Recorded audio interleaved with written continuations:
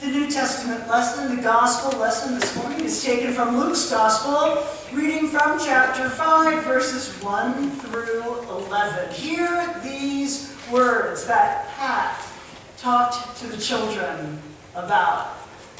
While the people pressed upon him to hear the word of God, he was standing by the lake of Gennesaret. He saw 2 boats by the lake, but the fishermen had gone out of them and were washing their nets. Getting into one of the boats, which was Simon's, he asked him to put out a little from the land. And he sat down and taught the people from the boat. And when he had ceased speaking, he said to Simon, "Put out into the deep and let down your nets for a catch." And Simon answered, "Master, we toiled all night and took nothing. But at your word, I'll let down the nets." And when they had done this, they enclosed a great shoal of fish. And as their nets were breaking, they beckoned to their partners in the other boat to come and help them. And they came and filled both the boats, so that they began to sink. But when Simon Peter saw it, he fell down at Jesus' knees, saying, "Depart from me, for I am a sinful man, O Lord."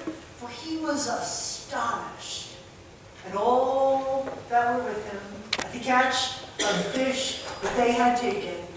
And so also were James and John, sons of Zebedee, who were partners with Simon. And Jesus said to Simon, "Do not be afraid. Henceforth you will be catching men and women and children." And when they had brought their boats to land, they left everything and followed him. This is the word of the Lord. Thanks be to God. We're welcoming Steve Bechtold, our district superintendent, the Reverend Dr. Steve Bechtold. He's here this morning for church conference that will take place after the coffee is set up in the narthex. We're welcoming him to the pulpit this morning. Welcoming him back, right? It's good to be here with you today, to share and worship together in this place and with this community. About 25 years ago, I think my son was about 8 at the time. A friend of mine and I decided we would take our younger children, that was my son and his daughter, on a little bit of an adventure that both of them had at one point said they wanted to do. They wanted to go deep sea fishing. Now please understand, I'm not much of a fisherman. I mean, I've fished from time to time. I've caught a few trout here and there. Not enough that any serious fisherman would probably just point and laugh. But we said, okay, we'll try this. Well, we kept looking for a date, looking for a time that we could do this, and could not find anything that seemed to work until finally we found a Saturday in the summer with a boat going out from Atlantic Highlands at 5 o'clock p.m. Yeah. Now that may not sound too bad for most people, but remember, I am a preacher. I was serving in the Branchville church at the time, and I'm thinking, okay, we're going to leave at 5, we're going to get back at 11. And then it was a 2-hour drive from Atlantic Highlands back to Branchville. All right, 1 a.m. we'll get home. I have an 8:45 Bible study before I get to before worship. I think I can do it once. So the day came, we went down, spent more money than I think I could ever imagine spending for fish. And I like fish, but I would much rather spend that kind of money in a restaurant where somebody's prepared it and put it in front of me. And we went out, and nobody was catching anything. It wasn't just me. It really wasn't just me. I think on the whole boat we counted 3 fish caught, and they were like 40 people. These are big boats. And that was just really, really frustrating. because try as we might, the fish just weren't biting. And these are bluefish. Trying to figure out the first surface. Is this blue fishing? Is it bluefish fishing? Is it fishing for bluefish? I don't know what the terminology is, but that's what we were doing. So the captain announces over the speaker, I've heard that they're catching fish in another place, so we're going to move the boat there, because I hear there are fish to catch. So we moved again, and everybody was like, they finally stopped the boat, we were all fishing, nobody caught anything. I did notice one thing though. All those tiny little lights off in the distance seem to have disappeared. So I think everybody went to bed and turned the lights out, and turned out the street lights and everything else. Well, finally the captain said, I think we're going to have to head back. And we did, without any fish. And when we docked at 5 a.m.,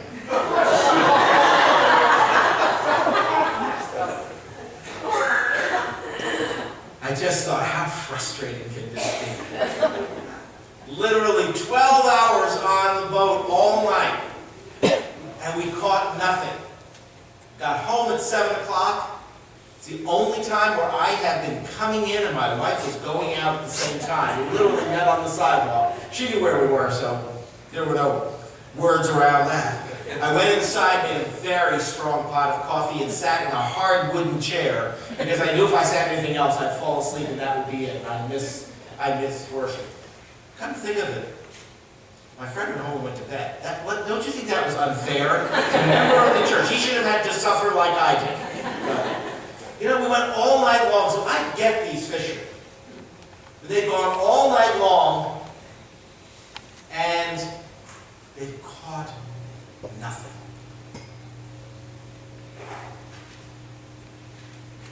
And then this guy comes along, a guy that they don't know at all. In fact, if you look at the text very carefully in the Gospel of Luke, you see that Jesus had a crowd following him, but it didn't include the fishermen. They were just there doing their thing when Jesus came along.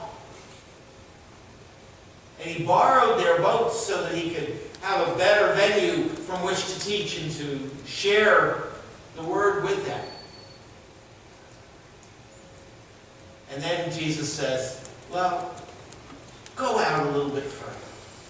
Move out from the shore. Throw your nets a little deeper.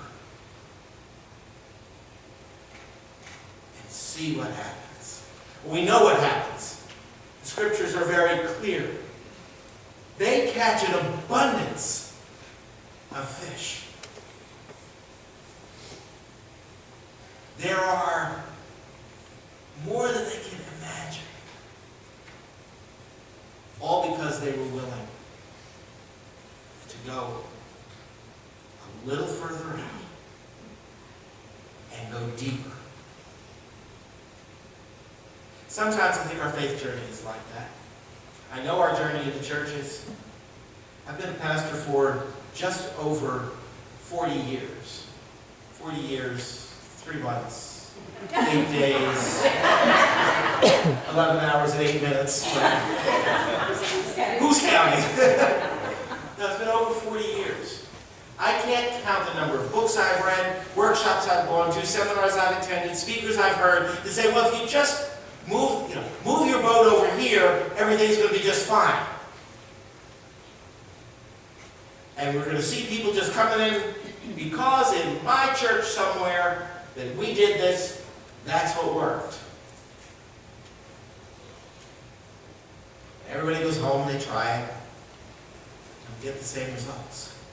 What we rarely heard was anybody saying, go out a little further, go a little deeper.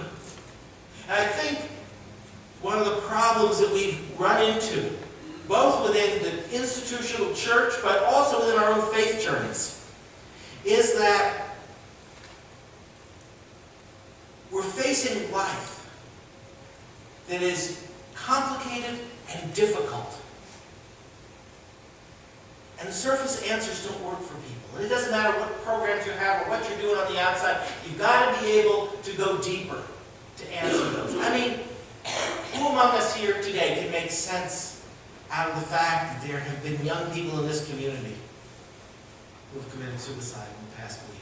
Who can make sense of another community in this district where I serve, where in one weekend, 5 kids died from an overdose from a bad batch of heroin? Who can make sense of that?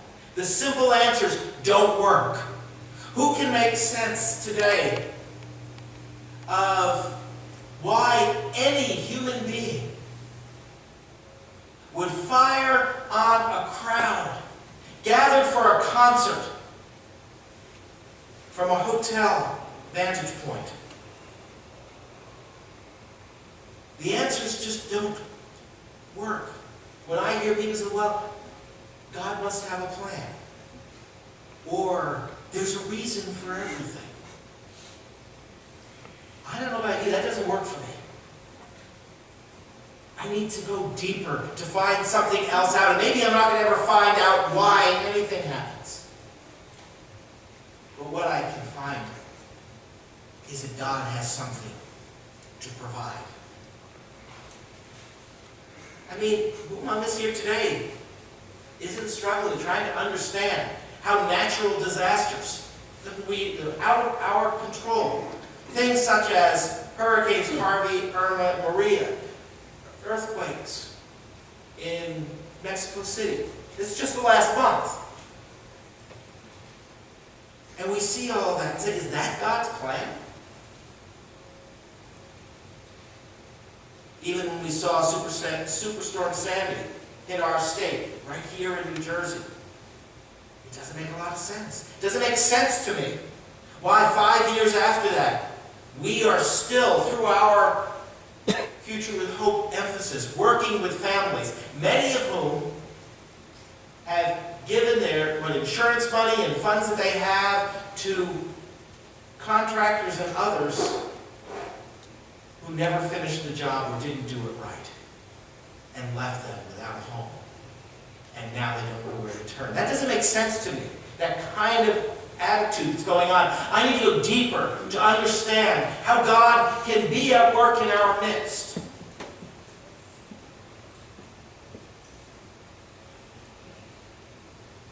This is part of what it is to be a disciple. We sometimes think, discipleship is just making that initial catch. You're just trying to get somebody. Okay, I'm a disciple now and everything's just fine. I have decided to follow Jesus. Remember the song that says, no turn back, which indicates that there's a journey of moving forward. We are moving forward on a journey that helps us to go deeper into our faith and discover what it is that God is doing. This is what Jesus was calling these first disciples. These people who were fishing there to say, come, help me fish for people. Help me go deeper in their lives and in your life. So that we can start making sense of the world in which we live. And make no mistake, there are some complications and things we don't get today. The same thing happened in the first century. They couldn't make sense of everything either. And Jesus knew that the simple answers weren't going to work.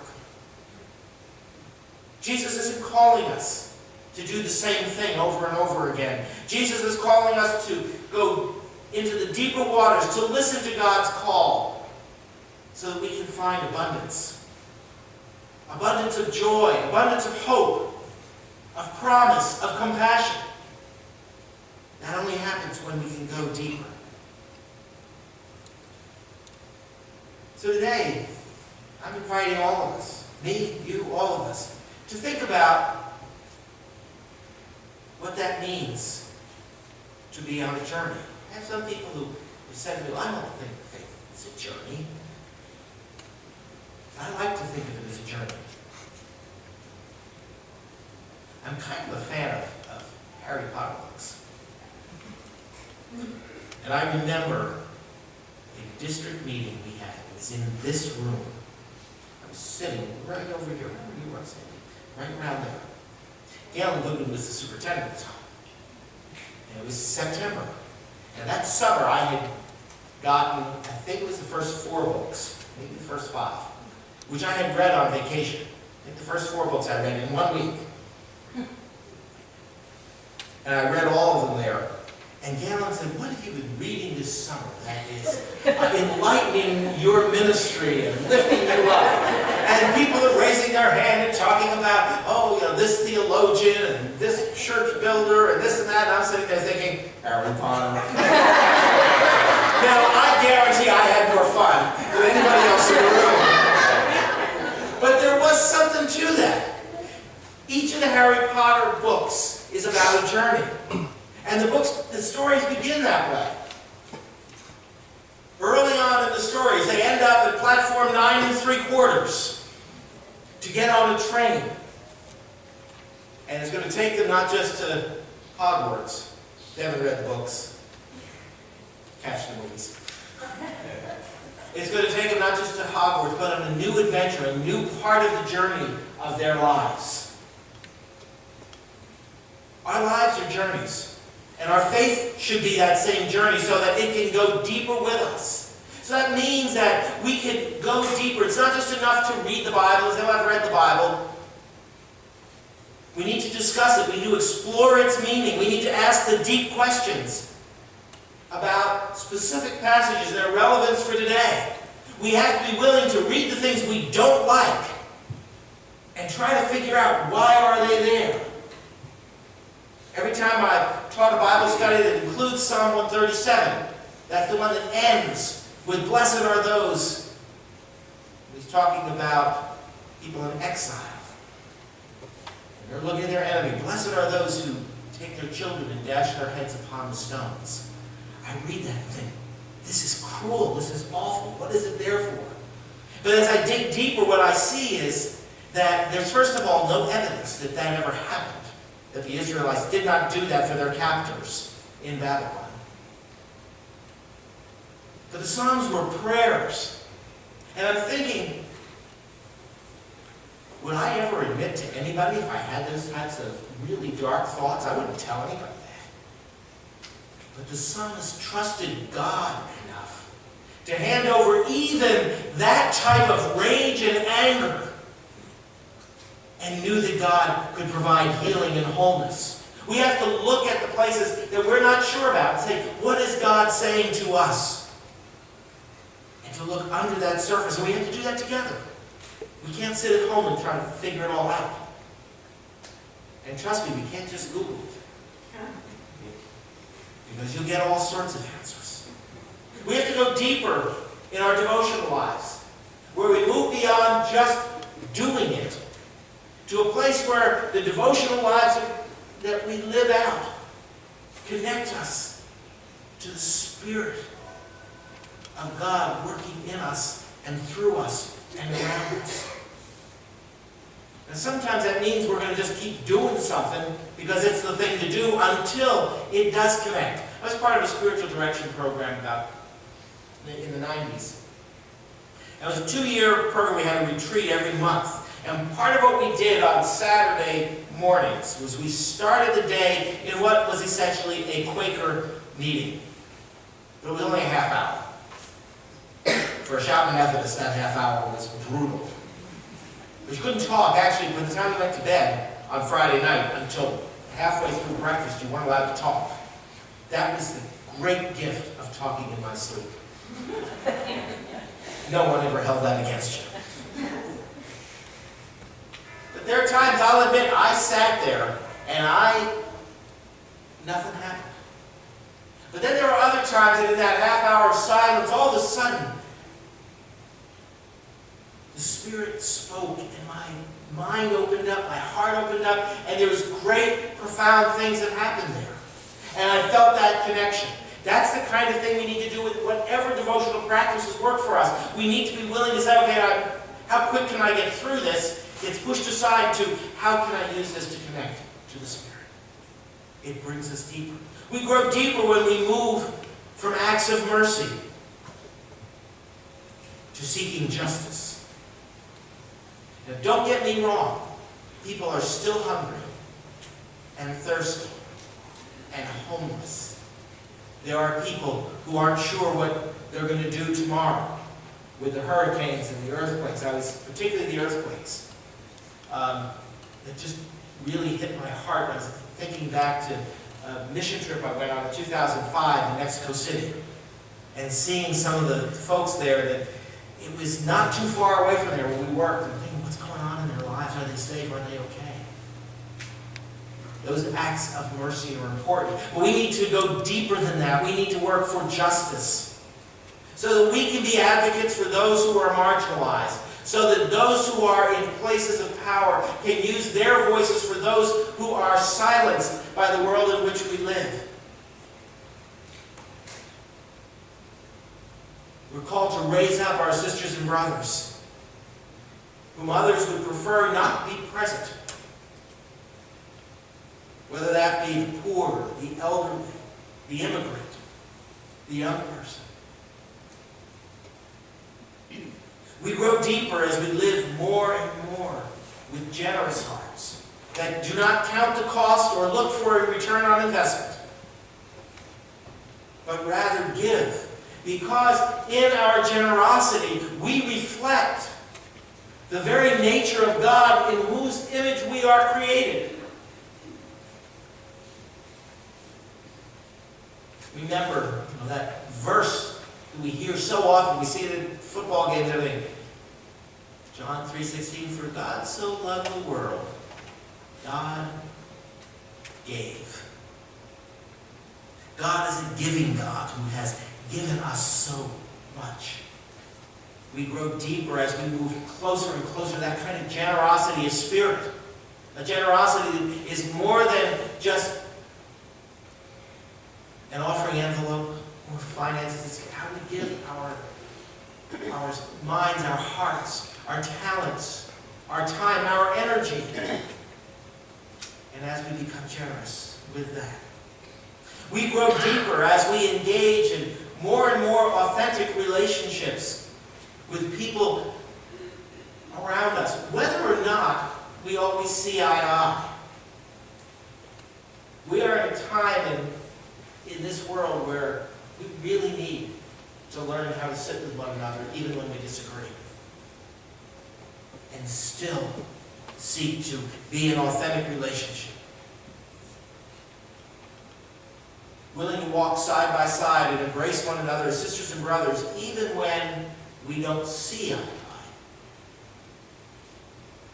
We grow deeper in our faith when we're willing to share that with somebody else, both by words and with action. Because it will, and we need to be doing that, not because by sharing our faith we're going to grow our attendance and make our records look better or make the offering plates fuller, although they may be side benefits, that's not. When we share our faith because we have got the greatest news to share. I'm often amazed how if people hear a good joke, they'll tell it over and over and over again. And sometimes they'll tell it to the same person over and over and over again. But they don't want to tell the greatest news of all. I'm almost at a place where I'm saying we need to stop saying that the Scriptures and Jesus are the good news. No, they're the greatest news. And let's go for that. This only happens when we listen, when we hear Jesus call. It says, push out from the shore. You can't do this from here. You've got to go deeper. You've got to move out. Sometimes when you do that, you don't know what's going to happen. And you don't know if you're going to be able to handle the abundance. But guess what? As in that scripture, somebody will be there to help you.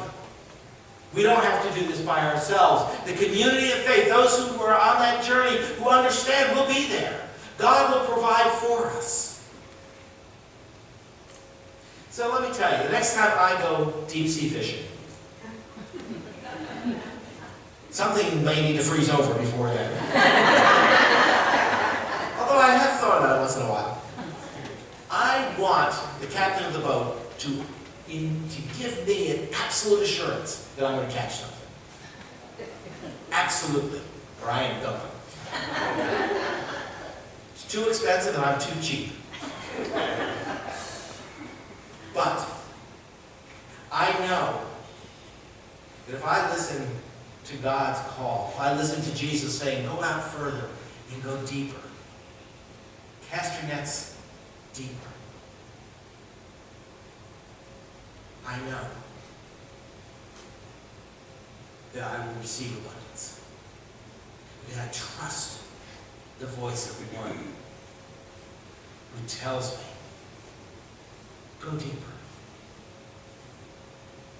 He's always been there. He's not going to leave me now.